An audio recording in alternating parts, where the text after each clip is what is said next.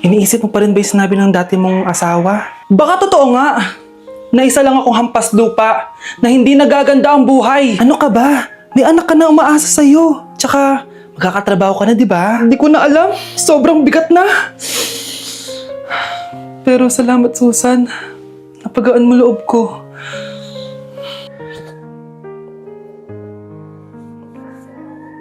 Hello ma'am, thank you for calling. How can I help you? Baby, wag ka muna umiyak please.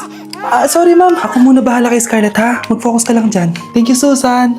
Yes ma'am, I will help you. Scarlett, pagtanda mo, magiging proud sa'yo ang tatay mo. Tay, papasok na ako ng school ha. Grabe na talaga anak ko, oh. Dalaga na talaga. Proud ako sa'yo anak. Mas proud ako sa'yo tay, kasi kahit sobrang hirap ng buhay natin dati, nakaya mo. O, tignan mo, manager ka na ngayon. Lahat ng ginagawa ko anak, para sa'yo lahat to. Naku, ang sweet naman na magtatay. Sana, ikaw na lang naging nanay ko, Tita Susan. Ha? Ano ka ba, Scarlett? Oh, sige na, malilate na pala ako. Bye tayo, bye tita. Hi, first day of school. Sana maging masaya tong chapter ng buhay ko. Kailangan may picture ako. Hoy, cellphone ko! Akala mo ba makakatakas ka? Balik mo yan. Miss, cellphone mo ba to? Cellphone ko. At doon nagsimula ang kwento naming dalawa. Sa susunod kasi, mag-ingat ka. Salamat Simula nun, palagi na kami sabay kumain. At syempre, nagsishare ng baon. Palagi din kami tumatambay pag walang teacher at pinagchichismisan namin ang mga classmates namin. Sabay din kami umuwi hanggang sa... Uy Scarlett, tara, sabay na tayo umuwi. Sige tara, kunin ko lang yung mga gamit ko ha. Oh, kanino galing yan? Eto, binigay nung crush ko. Wow, ganda. Oh, tara na, uwi na tayo ha. Di na pala ako sasabay umuwi. May gagawin pa pala ako. Sige na. Hoy, sabi mo sabay tayo umuwi. Ano nangyari dun?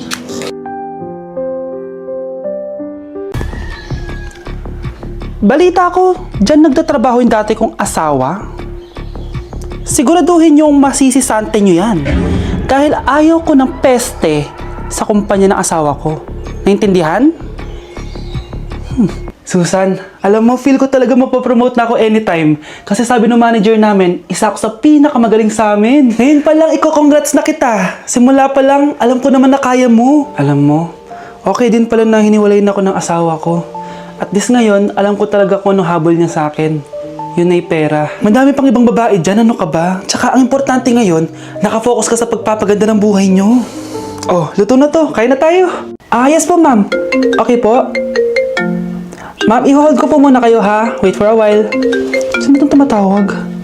Sir Ramon, may bad news po ako sa'yo. Ayaw ka po ng boss namin. Ano? Kaya tatanggalin ka sa trabaho. Anong tanggal ako sa trabaho, ha? Utos lang po sa amin. Hindi pwede yun. Sorry sir, humanap ka na lang po na ibang trabaho. Bakit puro na lang kamalasan dumadating sa buhay ko? Ay. Si Michael ba yun? Michael! Scarlett, bakit pinauna mo ako umuwi kahapon? Di ba palagi tayo sabay umuwi? May ginawa ako. Tsaka baka magselos yung nagbigay ng bulaklak sa'yo. Para ka namang ano dyan? Tsaka alam mo, na-realize ko, hindi ko na pala siya crush. Tara na nga, manood na lang tayo ng movie sa bahay, yung horror. Sige na nga. Michael? Ma? Ano ginagawa mo dito ha? Get in the car, uuwi na tayo. Di ba sabi ko sa'yo, nababoard ako sa bahay, kaya umalis ako? Michael, siya yung nanay mo. Kilala mo nanay ko? At sino naman tong babaeng kasama mo, ha?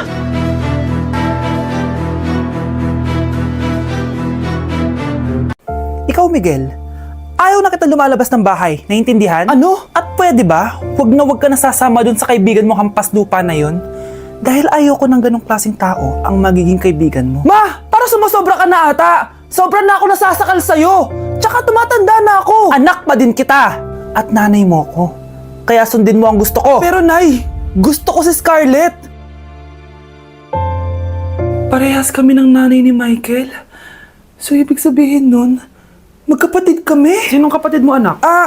Wala po tay.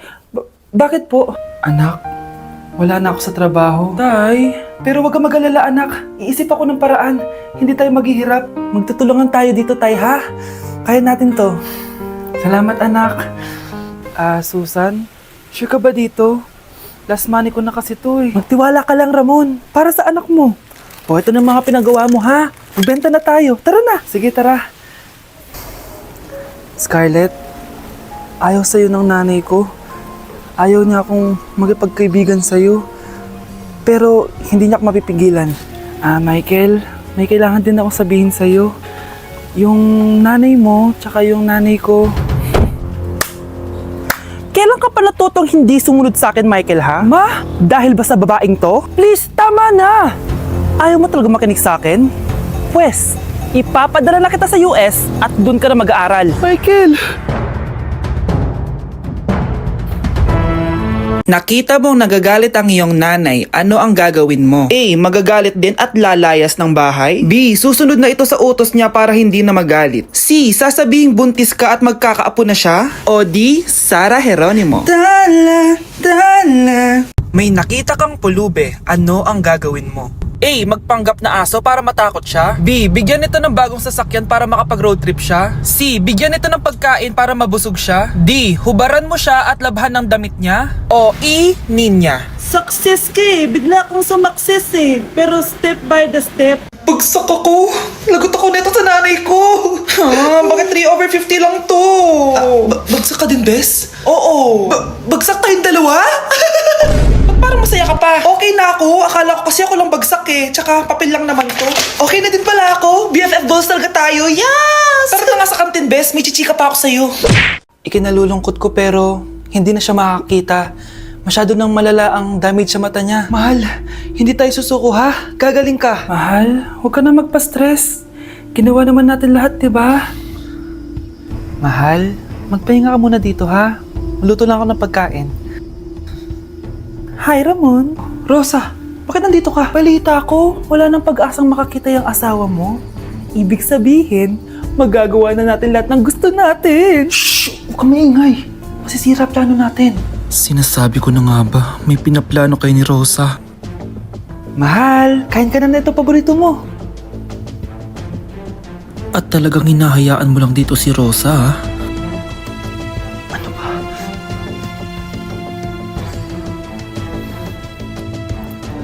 Walang iya kayo? Sa harap ko pa talaga at sa sarili kong bahay? Tay, nabalitaan ko yung nangyari kay nanay. Ipagdasal na lang natin na gumaling pa rin siya, anak. May CCTV dito sa bahay. Kailangan kong makuha yung mga files na yun. Nay? Nay?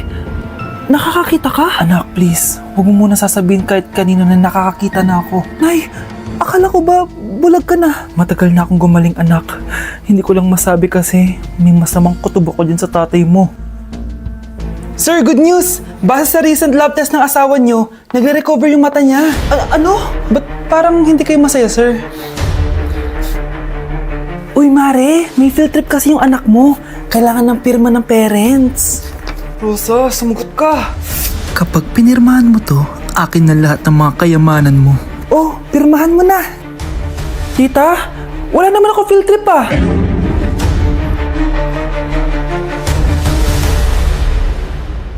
Kapag pinirmahan mo to, akin na lahat ng mga kayamanan mo. Oh, pirmahan mo na. Tita, wala naman ako field trip ah. Hindi pa ba sinasabi ng teacher niyo na may field trip kayo? Anak, okay lang. Pipirmahan ko na to para makasali ka sa field trip niyo. Walang iya ka talaga, Rosa. Wala ka talagang titira sa akin, ha? Manda ka talaga sa akin. Mabilis ka talagang utuin, Susan. Salamat, Mare. Ramon, napapirma ko na siya. Atin na ang bahay, pera at mga ari-arian niya. Magaling ka talaga, Rosa. Kaso kailangan na natin kumilos na mabilis. Kasi sabi ng doktor, nagre-recover na yung mata niya. Ano? Kaya bukas na bukas din, papalayasin na natin sila. Total, nakuha na natin ang gusto natin. Nay, bakit mo pinirmahan yun, ha? Maliban natin kung ano nilalaman ng papel na yun. Huwag kang mag-alala, anak. Malapit nang matapos ang maliligayang araw ng tatay mo at ng kabit niya. Tita, bakit may dala kang maleta? Aba, syempre. Lilipat na ako dito sa bago kong bahay. Ano? Tay, ano ibig sabihin na to, ha? Nakalagay dito sa papel na pinirmahan ng nanay mo na amin na tong bahay, mga sasakyan niya at ang mga pera niya. Napakahayop nyo! Bakit ang ingay? Ano nangyayari? Nay, kinuha na nila lahat sa atin! Ayan, magsama kayo mag-ina. Ngayong nasa amin na ang lahat, pwede na kayong lumayas. Ramon, magse-celebrate tayo, ha? Ang galing nyo din, no? Ha? Nakakakita ka? Bago kayo mag-celebrate, i-check nyo muna kung pirma ko ba talaga yung nakalagay dyan. Hindi pwede to. Tay. Attorney, kita mo naman kung ano ginawa na tong dalawang to, di ba? At nandito na rin ang ebidensya na magpapatunay na naghaharutan sila sa loob ng bahay ko. Anong gagawin niyo sa amin, ha? Mahal, huwag mo naman gawin sa amin to, please, oh. Magbabago ako, please. Oh, sorry kung natatapakan kayo pagka-love team nyo, ha? Arestuhin nyo na yung mga yan. Mag-celebrate kayo sa kulungan. Kayong dalawa, sumama na kayo sa akin sa presinto.